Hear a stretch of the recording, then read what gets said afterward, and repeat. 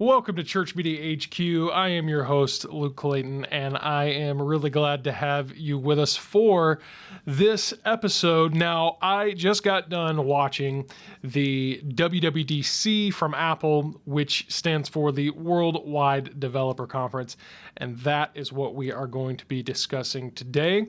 But before we get started, I do want to remind you to make sure you are subscribed wherever you are listening to podcasts, also our YouTube channel. That way you don't miss any of our latest episodes and content when it releases. And if you haven't yet, check out our other free resources like our free graphic of the week, where we simply send you a new graphic including the actual images as well as editable Photoshop files, and we send that to you completely free. Sometimes it's a new social graphic, sometimes it's something that you could maybe use for a sermon or a series. Sometimes it's something seasonal, something about the current time of year or an upcoming holiday, something like that. And again, it is a brand new free graphic sent right to your inbox every year, or every week rather, for a full year. So sign up for free at churchmediahq.com.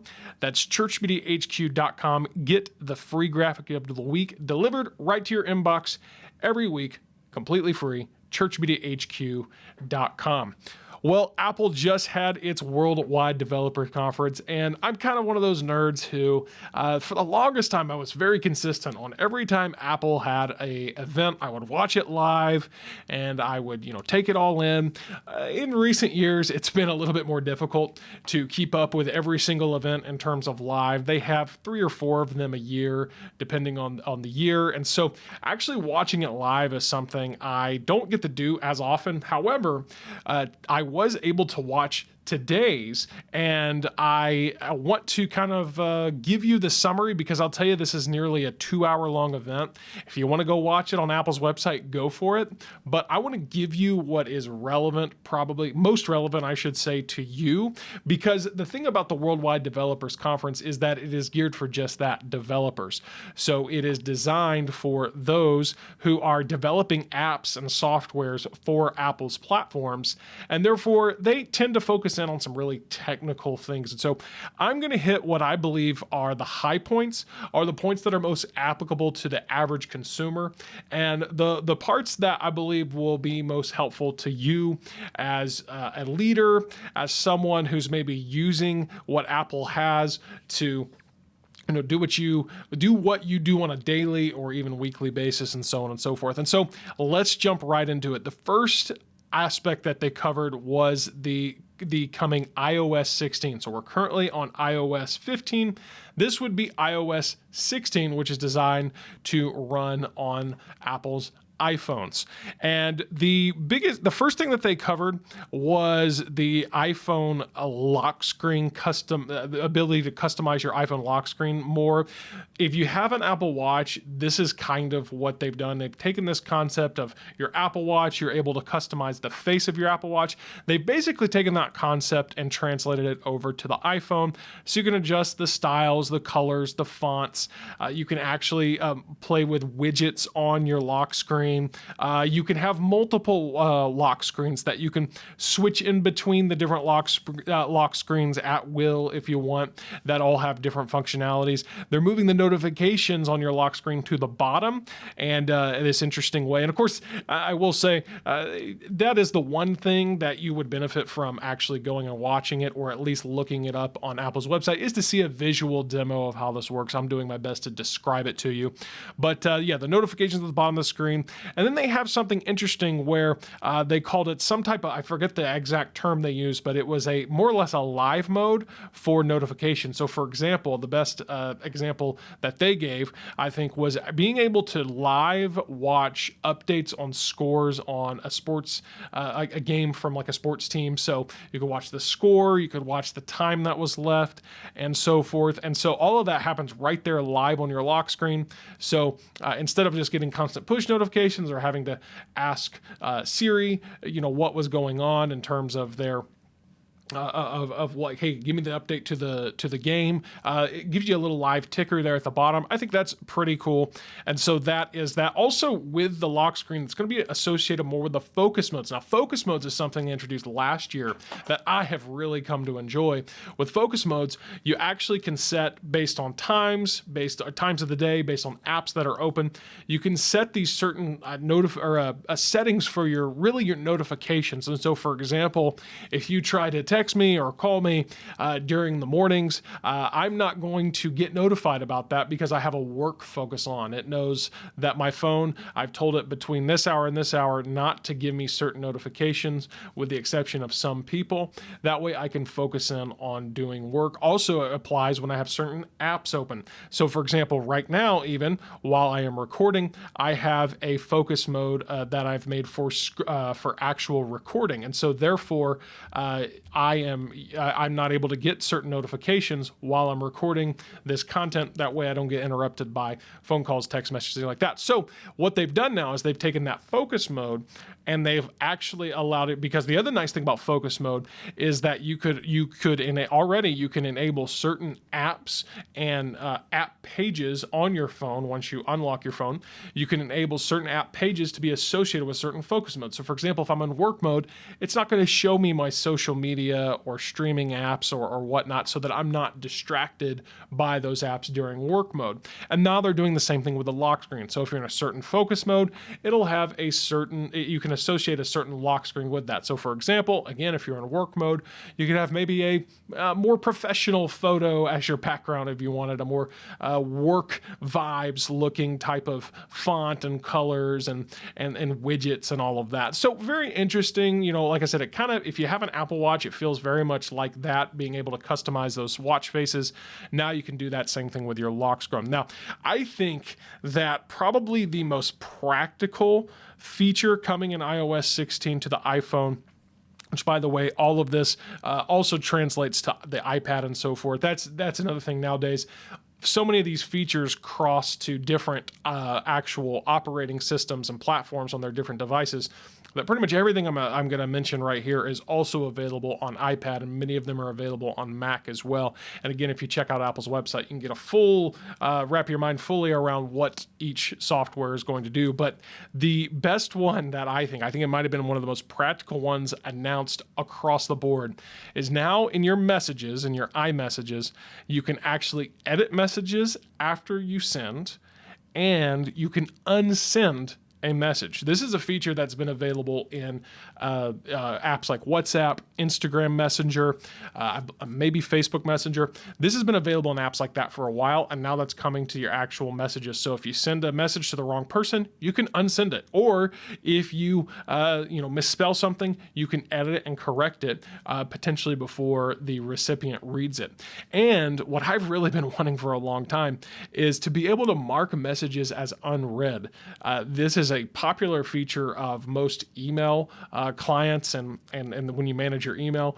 And so now if you get a message, you can mark it as unread. That's going to be big for me because there's so many times when somebody sends me a message, I read it, I'm not able to reply right then and there, and then I forget to get back to that message. And so being able to mark it as unread kind of reactivates that notification and lets you know, oh yes, I have a message here that I need to read and respond to and act on. So that's really cool there. There were some cool things about dictation, but for sake of time, I'm not going to go there. It really isn't a good update to dictation, but like I said, just for sake of time, I'm going to move on.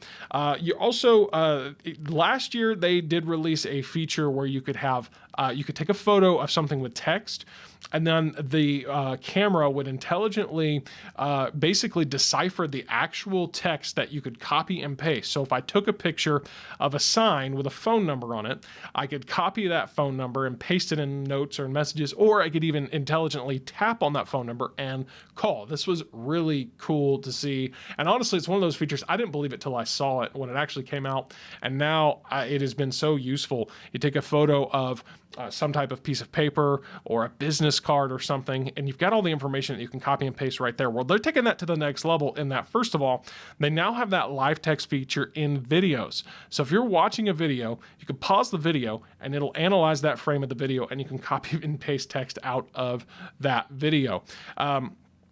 And then also they're allowing you to do this live text with translation. So for example, you could translate something. They demonstrated a menu in a different language, maybe at a Italian restaurant or something, and you could take a picture of it and it would live translate those languages right there in the camera app and in the translate app rather via the camera. And so really cool stuff there. Also, there's this visual lookup, which again, you have to see it to really understand what it does, but they demonstrated with an image of a dog. It looks like they took a picture of a dog outside with some type of, I can't remember, some type of scenery behind him. And they literally selected and held the dog and were able to pull it from the foreground and then copy that as a standalone kind of like PNG with a transparent background. Again, you have to go look at this to really see it. This is also one of those things, I'm going to have to use it myself to believe that it actually works as well as they demonstrated. But if it's anything as good as their demonstration of the live text feature, this is going to be really, really cool. So again, you kind of have to see that to fully comprehend, but nonetheless, it is a really awesome thing. They also did some updates with the wallet. A thing I like to see is their digital IDs finally coming. They are available apparently in Maryland and Arizona, and I guess I think they said 11 other states where it's in the works right now. And this is really cool because basically, I mean, once your state adopts this and it kind of gets adopted across the board, like they're saying many TSA checkpoints are already working with this, you could, in theory, not have to carry a physical ID or license anymore. And that is something that I have been wanting for the longest time. So it's cool to see that that's developing. They got things now with digital keys, which you've probably seen that. You may have seen that at certain hotels where instead of being handed an actual key card, it's all done through your phone. You just scan your phone. I know this is hit and miss as far as if it works consistently right now, but it's something they're continuing to develop. They had a lot of updates in Maps. I don't really care about Maps. I use Waze because until they enable Apple Maps to tell me where the cops are along my route, I'm going to keep using Waze because Waze does just that. So for sake of that, I'm skipping over Waze. Also did some stuff about sports and Apple News. Again, going to skip it. You can check that out later. Now, here is something I think is worth noting is what they've done with family sharing. So right now, well, really, I guess it's been a while, Apple enabled you to be able to link up iCloud accounts and indicate someone as a family. So you could have, you and your spouse and your kids all lumped together in a family unit, and then be able to share purchases of apps and iTunes content and so forth across each other. And this has been a really nice feature, I will say. And you can have up to 5 family members. Well, something that they added last year, I believe it was last year or the year, yeah, I'm pretty sure it was last year, was this ability to remote parental control. So for example, I can pull up my phone or my iPad and I can see the devices that my daughter is using, and I can remotely manage what she can and cannot do on her phone. Parents, I cannot emphasize enough how you need to be taking advantage of features like this.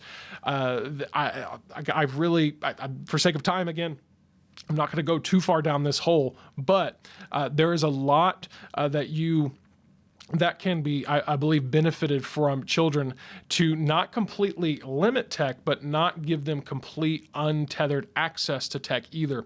There's this aspect of limited control. It's kind of, I think the term I've heard is slow tech rather than no tech. So slowly allow your children to learn how to use devices and technology under your supervision. And features like this really allow you to tap into that. So if you got kids, you really need to look into this of taking your kids and putting them in a kids profile with any devices they have and controlling them. And so now they're actually making that even easier and quicker to set up in what will come in iOS 16. And then this also allows you to respond to things like, if you put a screen time limit on certain types of apps, games, or social media, your kids could request more time and say, hey, I need 10 more minutes. And you can reply right on your phone, yes, no, and so forth. So this is, again, not something new, just something that they are building upon, but parents really need to take advantage of this. And what I do like to see is Apple making it easier than ever for parents really to lock down their kids' iPhones and devices there.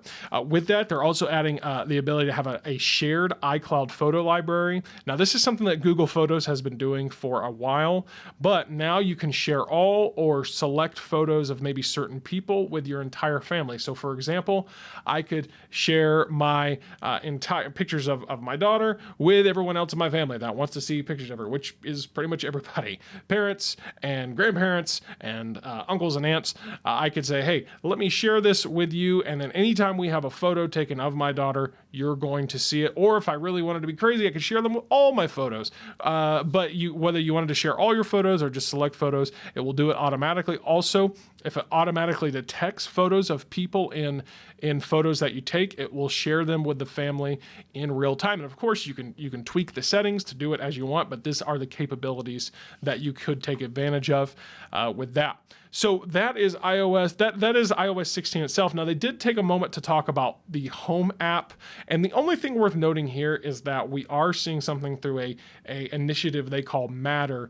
Right now, you've got the different. You've got Apple, you've got Alexa and Amazon, you've got Google. All of these are different smart devices, and of course, they're completely different companies and ecosystems. Where Apple is kind of leading this initiative called Matter that connects all of them. So it's kind of a universal level of the playing field, so that all these devices can start to communicate and connect with each other. And I will say this is going to be a welcome change if you do have smart devices in your home. This way. Your in theory, your Amazon Alexa device, your Echo device, will also be able to communicate with your with devices that are communicating with Siri. And so I'm really looking forward to this change. They didn't really give a lot on that as far as where they're at on it, but it is something they made sure to note of, and so I think we'll see more of that in the coming years. Now, moving on from iOS, there are a few other features. I'm going to skip them again for sake of time. But moving on from iOS, they do have updates for watchOS 9. But again, for sake of time, I'm going to move on because a lot of them are just very. The watch is great for getting your notifications on your wrist, telling the time. It's a really great at telling the time. Imagine that, a watch that's good at telling time. It's pretty great. But it is nice. I think one of the biggest. If you will, features, selling points of the watch is the activity and health features, and they are constantly making improvements to that. And again, if you're a developer or you're really, really crazy into health or medicine, you would really appreciate these. I do like being able to track exercise and stuff on my watch. I take advantage of that. However, I'm not just so into it that I want to rehash everything they discussed, and a lot of it again is kind of high level stuff, and so if you want to watch that, go check out the actual video and see what they are bringing in watchOS 9. Of course, now let's move on to the Mac. And today Apple did something that they don't usually do at this Worldwide Developers Conference. Usually this Worldwide Developers Conference is all dedicated to software, but they actually did announce some hardware here, and that is a brand new MacBook Air which is going to be the first ever device, or one of the first computers rather, to feature the M2, which is an upgrade from the last generation M1. Now, last year, Apple started making their own silicon chips to power their computers. We've discussed this before, but before they were using Intel, which is obviously a third party. Now Apple is making all of that themselves. And I can say I have a few of these M1 powered devices now. They are fast and they are energy efficient. And so this M2 is faster, more energy efficient. And so this MacBook Air, for example, of course, it's thinner. It's got the MagSafe Charger. For those of you who maybe remember the kind of old school Macs with that quick release magnet charger, that's back. That's been on the newest MacBook Pro for a while, but now it's on the MacBook Air. They've got an enhanced display. They've got taking a little bit more advantage of the space so that this display is a little bit bigger. Better webcam. Of course, it's completely fanless, meaning that it's never going to make noise. The fan's never going to scream at you because there is no fan. And here's the thing, it's got up to 18 hours of battery. And I can attest, though I don't know if I've ever gotten 18 full hours. I don't know if I've ever even tried to push it to that limit. I will easily on my M1 Max, my M1 MacBook get, probably 6-8 hours and really and still have battery remain. So again, I've never actually tried to push it to 18 hours, but it is incredible how fast they are and how much battery life they get. And so that is the new MacBook Air with M2. Now, I am a little disappointed. In fact, I'm pretty disappointed because they also introduced a new MacBook Pro with M2, but I am going to stand by the same thing I said about this MacBook Pro that I did about the last MacBook Pro with M1. You do not need the MacBook. Let's put it this way. If you think you need the MacBook Pro with an M1 or an M2, you don't. You only need the MacBook Air. Now, and see, this is where the confusion comes in. I'm going to do my best to help you understand it. And by the way, this episode's probably going to be a little bit longer, so continue to bear with me here. But I think it's worth noting. I've emphasized this before, but I want to say something about it again. This M1 or M2 powered MacBook Pro, it's very confusing because there's also there's kind of two classes of MacBook Pro. There's the one now powered by the base chip, which would be now the M2. That's the latest one. And then there's the one that's powered by the Pro chip. They have the M1 Pro and the M1 Max. These are available also in a MacBook Pro, but it's a completely different MacBook Pro. It looks different, and it looks different. It's more expensive. And it's more powerful. So here's what I'm trying to make this make sense for you. The biggest difference between a MacBook Air, let's talk about that. We're talking about the current generation right now. I guess that they've just announced the M2, but it was true with the M1. The biggest difference between the MacBook Air with M2 and the MacBook Pro with M2 is $100, 2 hours of battery life, and 1% speed difference. That is it. The MacBook Pro is almost part for part the exact same thing. This version of the MacBook Pro. Please, again, let me just stick with this here. Let me finish my explanation here, and then I will maybe talk a little bit about the higher end MacBook Pro. But this version of the MacBook Pro, the M2 in this case, that has the base M2 chip, and the MacBook Air, the biggest difference is the fact that the MacBook Pro is not quite as thin because it's not a MacBook Air. And so therefore it has a little bit more room for battery. So it's able to deliver up to a couple more hours in battery life. And again, 18 to 20 hours is not a big difference. Again, I doubt you'd ever find a situation where you needed to push yourself to that limit on your computer. The other difference is the MacBook Pro with M2 technically does have a fan, whereas the M2 MacBook Air is fanless. And so what that means is that you can technically, because the machine can stay cooler, you can technically push the MacBook a little bit further in terms of power and performance. But I doubt that if you are in the market for a basic computer, that you are ever going to need to do that. Because here's the thing, MacBook Air, speaking from experience as someone who used it I used the MacBook Air M1 for almost a year.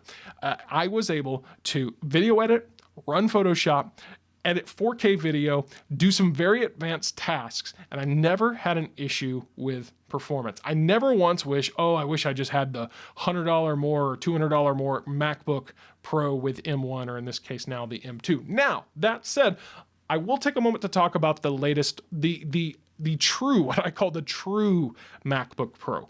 The true MacBook Pro that either is going to have an M1 Pro or an M1 Max in it. These are actual Pro power computers. And if you do want even more performance for, like I said, things like editing video, I will tell you the rendering on these are that's what my current computer is. The rendering on these is much faster. You can max out. You can have up to 64 gigabytes of memory, whereas with the latest M2, I believe the max is 24 gigs of RAM or memory, and so you can really max out performance on the I call the true MacBook Pro. So here's what it comes down to: when you are going to be in the market, if you're in the market for a new computer and you want to go the MacBook route, if you are a video editor, intensive developer, graphic designer, and you really need the raw power, well, then you probably also have a budget of $2,000 or more. If that's the case, then you need again, what I call the true MacBook Pro with either the M1 Pro or the M1 Max.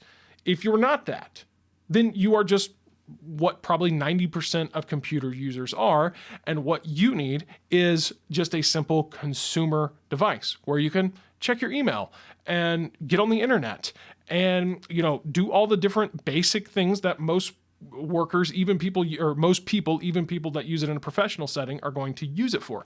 Then all you need is a MacBook Air. And you may not even need this M2, because also in typical Apple fashion, they decided to, instead of saying, let's just keep our pricing the same and then make the previous generation a little bit less expensive. No. They decided to go ahead and keep the previous generation MacBook Air with the M1 at the entry price of $999, so $1,000. And now they've added in the MacBook Air with M2 for $1199, and the MacBook Pro starts at $1299. So I can tell you this: if you're in the market for that baseline computer, you don't truly need a Pro. If you truly need a Pro, do not buy this MacBook Pro with M2, or don't buy the MacBook Pro with M1. Buy that MacBook Pro with M1 Pro or M1 Max. Again, I know it's confusing. I get it. I feel like Apple does this on purpose, and they slightly do this intentionally to confuse you and to make little upsells. But in my opinion, the MacBook Pro with M1 and the MacBook Pro with M2 have no place in the Apple lineup, because if you're a Pro, it's not enough. If you're a true Pro, and what I mean by Pro is, like I said, you are using a computer for intensive things like video editing, lots of graphic design, things like that. If you're a true Pro user, it's not enough power. If you are a true consumer, it's not enough extra power to make a difference, because again, it's the same exact thing that you'll find in the MacBook Air. Like I said, with the difference of it's got a fan, it's a little bit thicker, so there's more room for battery. And like I said, it makes it maybe a 1%, by Apple's own statistics, maybe a 1% performance difference. All that to say, don't get distracted by this newest MacBook Pro with M2. Let's stick with maybe the MacBook Air. And many of you are probably going to still be happy with the MacBook Air with M1, because I can tell you this: the difference between M1 and M2, I wasn't blown away by, like 20 to 40% faster depending on what you're doing. But again, most people are not even going to notice that. And so that is the latest Macs coming. They are supposedly being released next month. So I guess that would be July. And so keep an eye on that. Now, the next thing they announced was macOS Ventura, which is going to be macOS 13.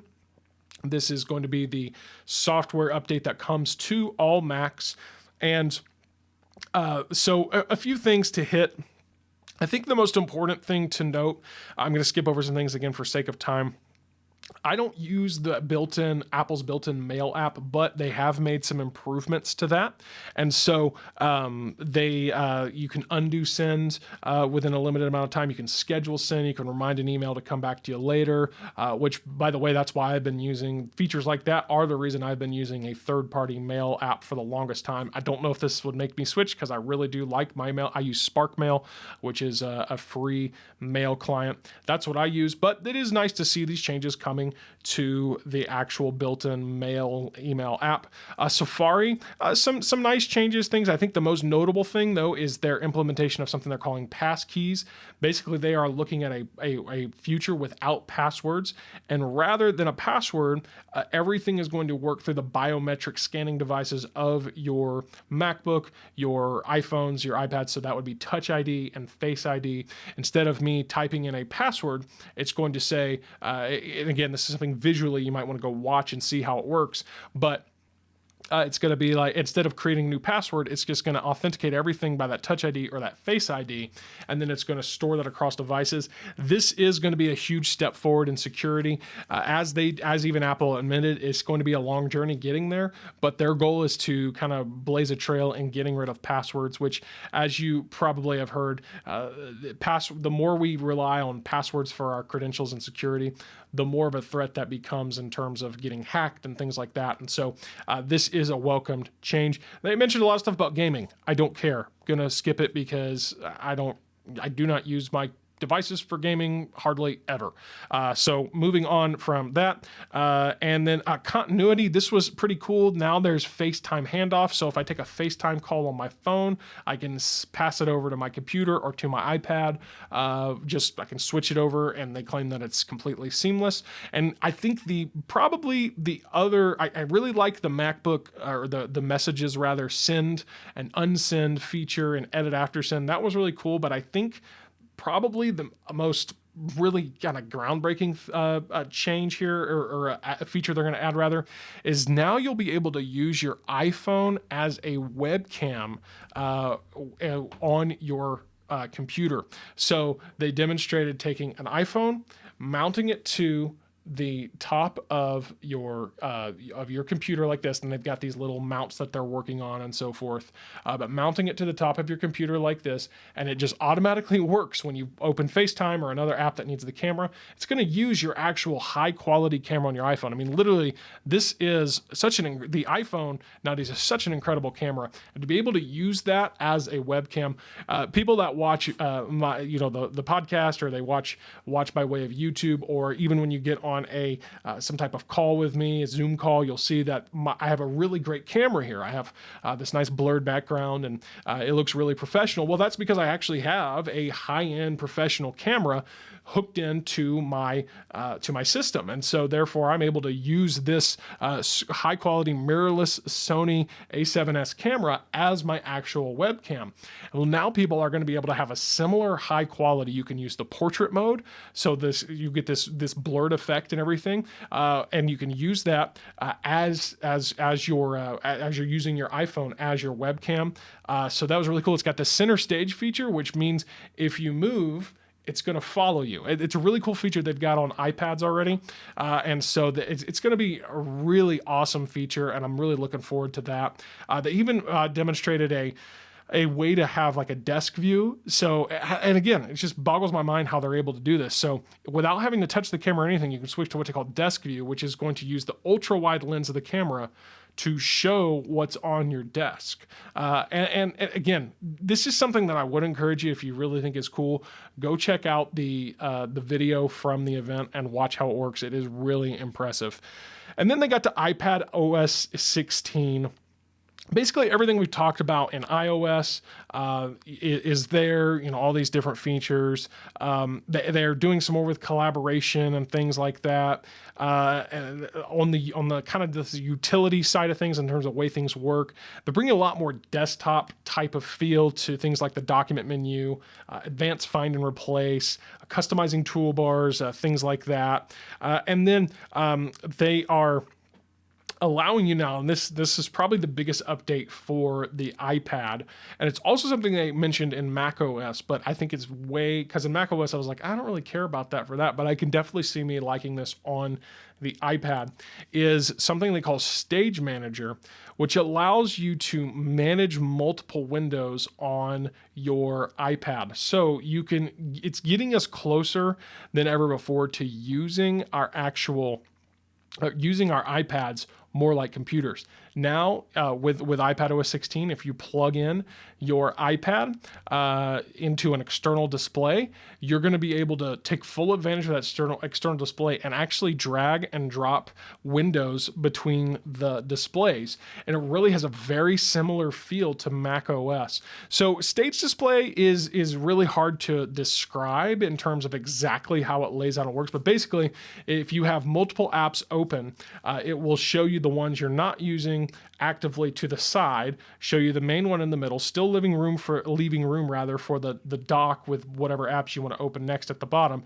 And then you can just switch amongst these different apps, and it's all very seamless. And so again, you'd have to go look visually to get an idea of how it works exactly, but this is something that I do think, it says you can manage up to 8 apps when you have an external display. This is available to the iPads with the M1, so the iPad Pro and the latest iPad Air. Air would be applicable to that. So that to me was the biggest update for iPad OS 16. Well, that is a recap. And yes, even though it was a longer episode, it is much shorter than watching the full event. If you want to, though, again, you can head over to apple.com and you can watch the full event from today's keynote. Now, all of these changes, again, the new hardware, the new MacBooks, MacBook Air, don't worry about the MacBook Pro because it's a complete waste, but the new MacBook and MacBook Air, those are coming in the in next month in terms of they'll be available. I would imagine it's going to be a pretty limited quantity that's available because of all the supply chain issues.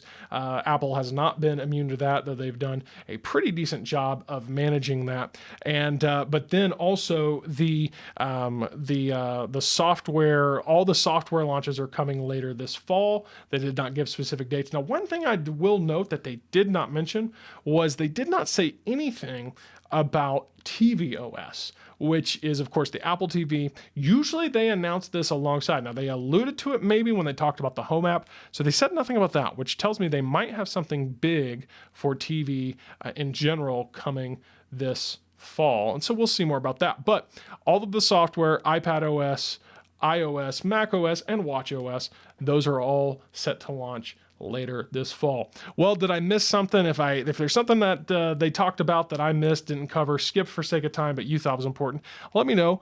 Drop some comments if you're watching on YouTube, and do make sure that you're subscribed while you're there. Subscribe to our YouTube channel and wherever you're listening to podcasts. And until next time, I want to remind you, at your church, if you're a church leader out there, it's time for you to try something new because you're going to find that it's so much better to fail at trying something incredible than it is to succeed at doing just the average. I'll see you next time right here on Church Media HQ.